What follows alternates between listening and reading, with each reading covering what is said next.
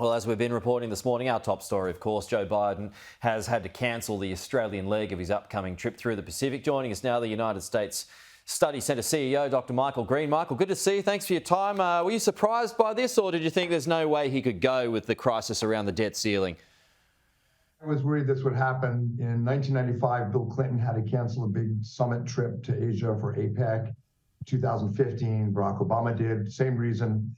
U.S. Constitution gives the power of the purse, the budget, the debt decisions to Congress. And when the Republicans take Congress, they often say to a Democratic president, not so fast on the spending. So I knew this was a real possibility.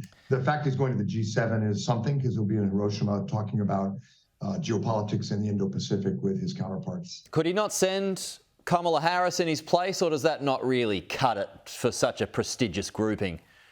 I mean, that's what Bill Clinton and Barack Obama did. They sent their vice presidents. And so I think that's a real possibility.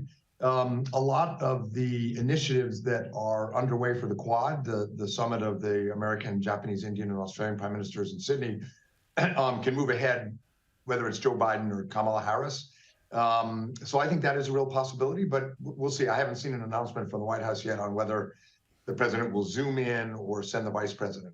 Do you think, no mention of Kamala Harris. I mean, do you think one or the other is likely?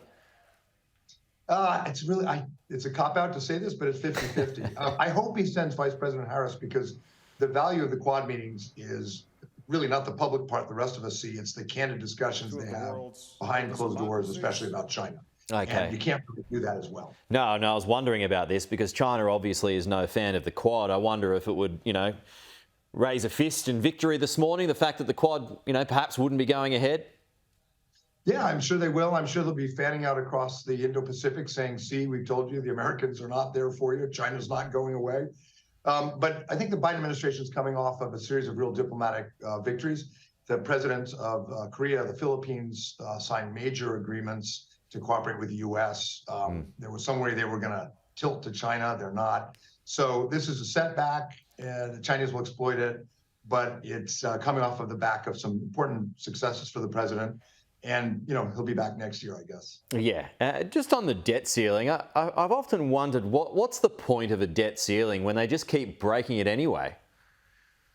Well, the Constitution gives the Congress, not the president, very different from Australia's system. It gives the Congress the power to decide whether or not to issue debt. So, and we are issuing debt a lot now. And so the president has got to get congressional approval. What makes this harder than the 95 and 2015 showdowns is that the House leader, Kevin McCarthy, has less control of his Republican caucus. There are more kind of hotheads who actually wouldn't mind default and chaos. I think they'll get through it, but it's a tougher negotiation than in the past. All right. Michael, good to see you. Thanks for your time. Talk to you soon.